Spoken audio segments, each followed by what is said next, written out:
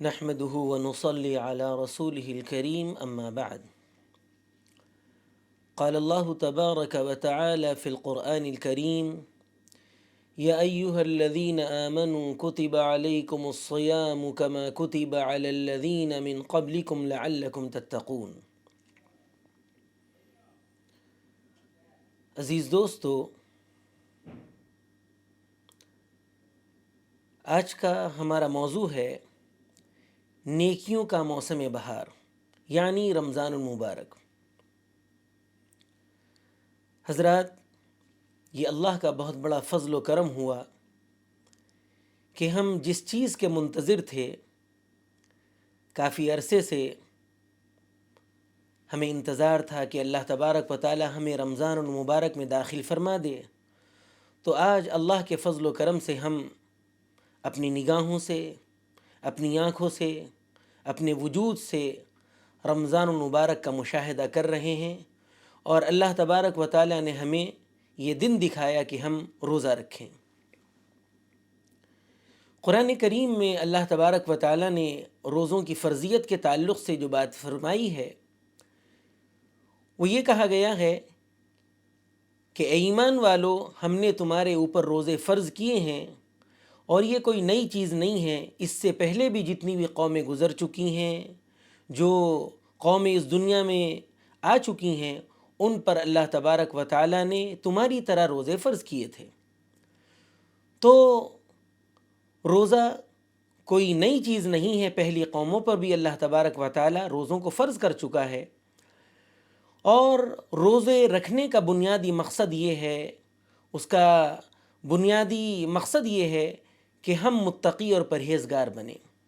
یہ بات خاص طور پر یہ بات کہی گئی ہے، لعلکم تتقون، اے ایمان والو تم روزہ رکھو، تو اس کو روزہ رکھنے کا بنیادی مقصد یہ ہے تاکہ تم اللہ تبارک و تعالی سے ڈرنے والے بن جاؤ، اللہ کا پاس و لحاظ کرنے والے بن جاؤ۔ یہ بات بڑی اہم کہی گئی ہے۔ آپ یقین کیجئے، انسان کے لیے کوئی بھی اطاعت کرنا بڑا مشکل ہوتا ہے۔ کسی بھی اطاعت کے کام کے لیے اس کا دل بہت جلدی سے جو ہے تیار نہیں ہوتا ہے، لیکن جب وہ یہ خیال کر لے کہ ہمیں اللہ کے سامنے حاضری دینی ہے، اللہ کے سامنے ہمیں حاضر ہونا ہے، اللہ کے سامنے ہمیں کھڑے ہونا ہے، اور ایک دن اللہ کے سامنے جواب دہ ہونا ہے، تو اطاعت کے سارے کام بالکل آسان ہو جاتے ہیں۔ کیونکہ جب انسان کو یہ خیال ہوگا کہ اگر ہم اطاعت نہیں کریں گے اور اللہ نے ہم سے سوال کر لیا تو ہم کیا جواب دیں گے، جب یہ سوال پیدا ہوتا ہے انسان کے سامنے، تو پھر اس کے لیے بہت آسان ہو جاتا ہے اطاعت و فرمانبرداری کرنا۔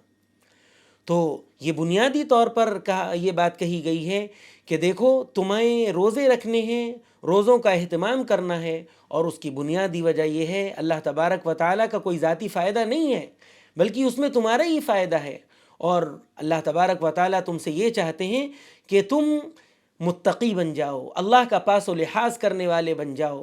تم خلوت میں ہو تو بھی اللہ کا خیال کرنے والے ہو، جلوت میں ہو تو بھی اللہ کا خیال کرنے والے ہو۔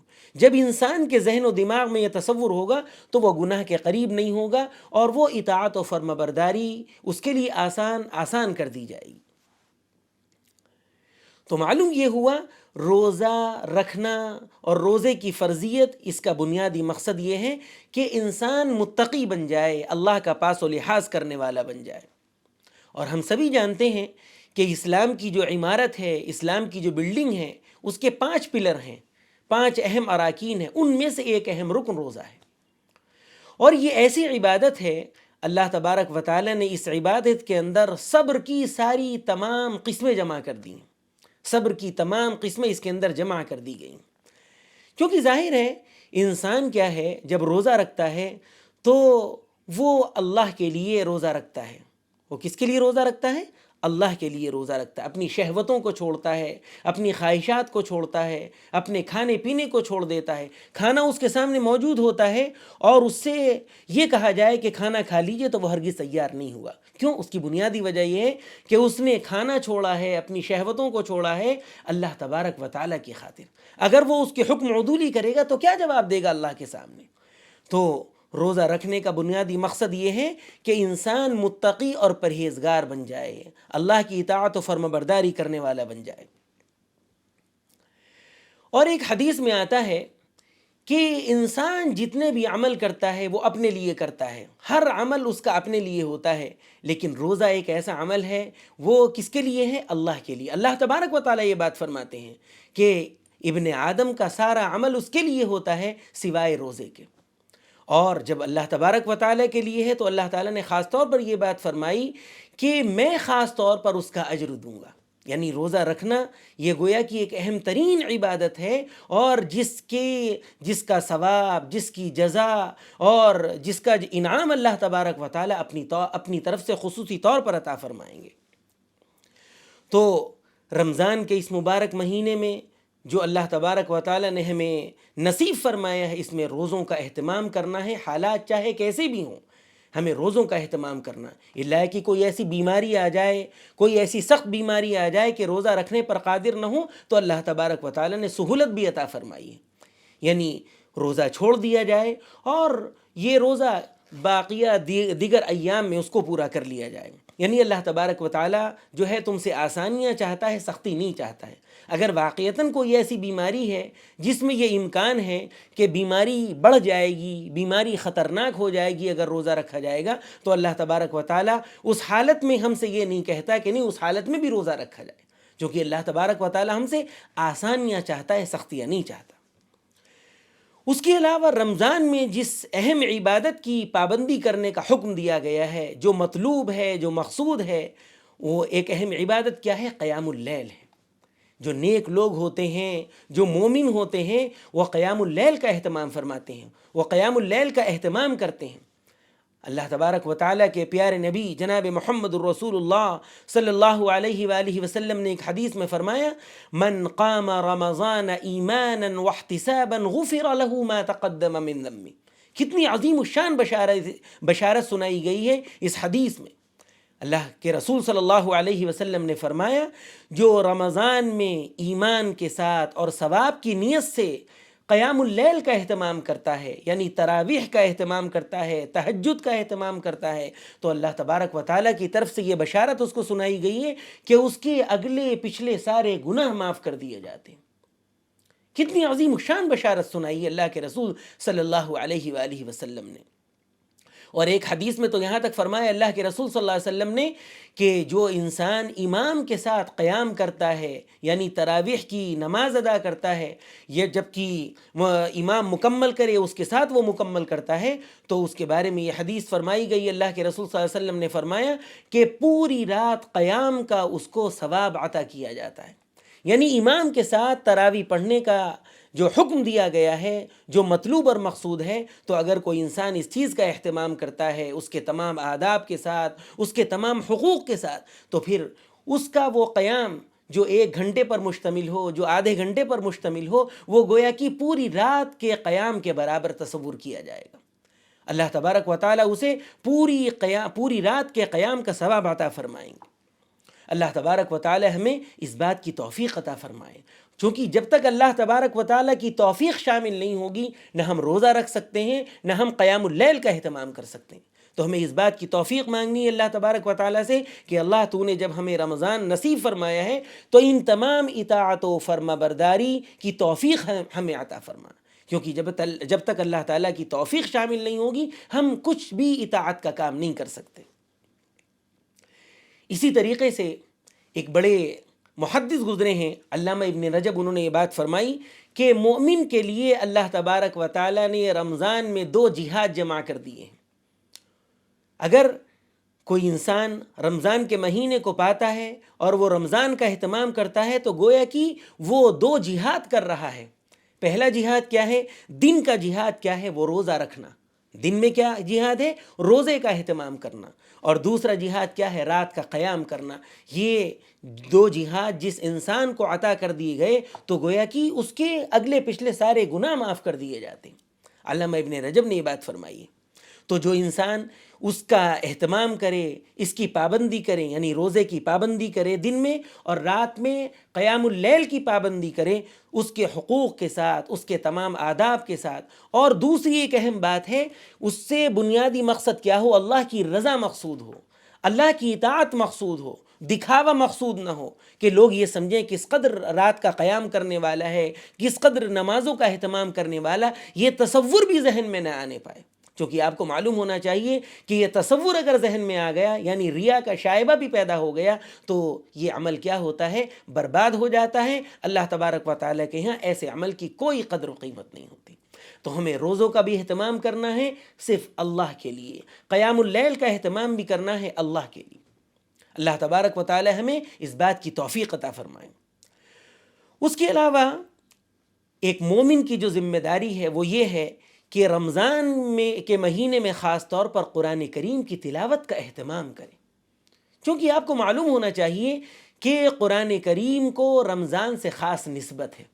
چونکہ رمضان کا وہ مہینہ ہے، عظیم الشان مہینہ ہے، جس میں اللہ تبارک و تعالیٰ نے قرآن کریم نازل فرمایا.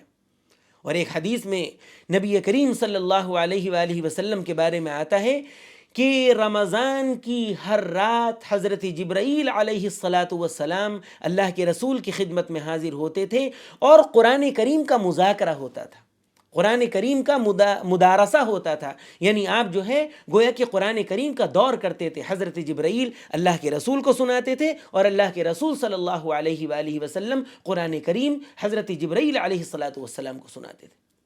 تو ہمیں اس بات کا اہتمام کرنا چاہیے کہ روزانہ ہم کچھ نہ کچھ حصہ قرآن کریم کا پڑھنے کا اہتمام کریں، کیونکہ یہ اللہ کے رسول کا عمل تھا، حضرت جبرائیل علیہ السلام کا عمل تھا.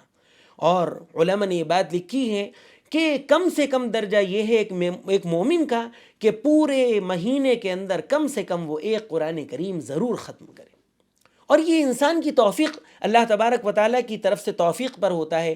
کوئی 10 قرآن کا اہتمام کرتا ہے، کوئی 20 قرآن کا اہتمام کرتا ہے، کوئی 2 قرآن کا اہتمام کرتا ہے. یہ انسان کی اپنی نشاط پر ہوتا ہے، اپنے ایکٹیو ہونے پر ہوتا ہے اور اپنے خشوع و خضوع پر ہوتا ہے. انسان کے اندر جتنا اطاعت کا جذبہ ہوگا اتنا وہ عمل کرے گا. تو کم سے کم درجہ یہ ہے کہ پورے مہینے کے اندر ایک مومن کو یہ چاہیے کہ وہ ایک قرآن کریم ضرور ختم کرے. اور اس کے علاوہ یہ اہتمام کرے کہ روزانہ کم سے کم ایک آیت پڑھے اور اس کا مطلب اور مفہوم سمجھنے کی کوشش کرے. اس بات کا اہتمام کرے، اس بات کو اپنے اوپر لازم کر لے کہ آخر قرآن کریم ہم سے کیا چاہ رہا ہے، قرآن کریم کا ہم سے کیا مطالبہ ہے، قرآن کریم ہم سے کیا چاہتا ہے. تو جہاں ایک قرآن کریم ختم کرنے کا اہتمام کرے، وہاں اس کی یہ بھی ذمہ داری ہے کہ کم سے کم روزانہ ایک آیت کم از کم لے لے اور اس کو پڑھے اور اس کا ترجمہ پڑھے، اس کا مفہوم سمجھنے کی کوشش کرے کہ اللہ تبارک و تعالیٰ نے اس آیت کریم میں ہم سے کیا مطالبہ کیا ہے، اللہ تبارک و تعالیٰ ہم سے کیا چاہتا ہے. تو یہ بھی ایک عظیم الشان چیز ہے اگر اس بات کی اللہ تبارک و تعالیٰ توفیق عطا فرما دے. کیونکہ قرآن کریم جہاں بغیر سمجھ کر پڑھنے پر بھی ثواب عطا کیا جاتا ہے، تو آپ اندازہ لگائیں قرآن کریم کو اگر ہم سمجھ کر پڑھیں گے تو اس کے ثواب کا کس قدر عظیم الشان اس کا ثواب ہوگا، اس کے ثواب کا اندازہ نہیں لگایا جا سکتا ہے. اور آپ کو معلوم ہے رمضان کا مہینہ ایسا ہوتا ہے کہ جس میں انسان کو ایک نیکی کرنے پر 700 گنا تک اجر دیا جاتا ہے. اور ظاہر ہے یہ تو انسان کے سمجھانے کے لیے یہ بات کہی گئی ہے، کیونکہ اللہ تبارک و تعالیٰ کے خزانے میں کوئی کمی نہیں ہے. اللہ تبارک و تعالیٰ بغیر حساب و کتاب کے اسے عطا فرما دے، اس کے خزانے میں کوئی کمی ہونے والی نہیں ہے. اور جو صبر کرنے والے ہوتے ہیں، ظاہر ہے جو روزہ رکھتے ہیں وہ صبر کرنے والے ہوتے ہیں، وہ بقوت برداشت ان کے اندر زیادہ ہوتی ہے. تو جو صبر کرنے والے ہوتے ہیں، قرآن کریم میں اللہ تبارک و تعالی نے فرمایا کہ صبر کرنے والوں کو اللہ تبارک و تعالی بغیر حساب و کتاب کے اجر عطا فرمائے گا. اللہ تبارک و تعالی ہمیں ان لوگوں میں شامل فرمائے کہ ہمیں بغیر حساب و کتاب کے اللہ تبارک و تعالی اجر عطا فرمائے. تو ہمیں ان تمام چیزوں کا اہتمام کرنا ہے. رمضان کا مہینہ اللہ تبارک و تعالیٰ نے ہمیں عطا فرمایا ہے، تو ہم اپنے اوپر یہ لازم کر لیں کہ 3 چیزوں کا ہمیں خاص طور پر اہتمام کرنا ہے. نمبر 1 روزوں کا اہتمام، نمبر 2 قیام اللیل یعنی تراویح کا اہتمام، اور اللہ تبارک و تعالیٰ اگر مزید اور توفیق عطا فرمائے تو سحری کے وقت ہم کھانے میں نہ لگ کر چند رکعتیں پڑھنے تہجد کے طور پر، یہ بہت بڑی بات ہے. اور اس کے علاوہ تیسری چیز یہ ہے کہ تلاوت قرآن کریم کا اہتمام نہایت ضروری ہے، کیونکہ رمضان کے مہینے کو قرآن سے خاص نسبت ہے اور قرآن کو رمضان کے مہینے سے خاص نسبت ہے۔ اور اس کے علاوہ ایک اہم چیز یہ ہے کہ ہم غیبت وغیرہ سے اپنے آپ کو محفوظ رکھیں، لوگوں کی برائیوں سے اپنے آپ کو محفوظ رکھیں، کیونکہ رمضان کے مہینے میں عام طور پر جہاں ہم روزے رکھتے ہیں لیکن روزہ رکھنے کے ساتھ ساتھ ہم چیزوں سے محفوظ نہیں رہ پاتے ہیں، تو ہمیں اپنے آپ کو ان تمام چیزوں سے بچانا ہے کہ لوگوں کی برائیوں سے دور رہنا ہے، غیبت سے دور رہنا ہے، چغل خوری سے دور رہنا ہے، کیونکہ سلف کا یہ معمول رہا ہے کہ وہ جب روزہ رکھتے تھے تو بعض افراد مساجد ہی میں قیام کرتے تھے، یعنی مساجد میں اپنے آپ کو جو ہے مجبور کرتے تھے کہ مسجد ہی میں بیٹھیں، کیونکہ مسجد میں رہیں گے تو ایک اسلامک ماحول رہے گا، مسجد کا ماحول رہے گا، قرآن کا ماحول رہے گا اور لوگوں کی برائیوں سے محفوظ رہیں گے۔ تو اللہ تبارک و تعالی ہمیں اس بات کی توفیق عطا فرمائے کہ ہم رمضان کا اہتمام کریں اور برائیوں سے حتی الامکان کوشش کریں کہ ہم محفوظ رہیں۔ وآخر دعوانا ان الحمد للہ رب العالمین۔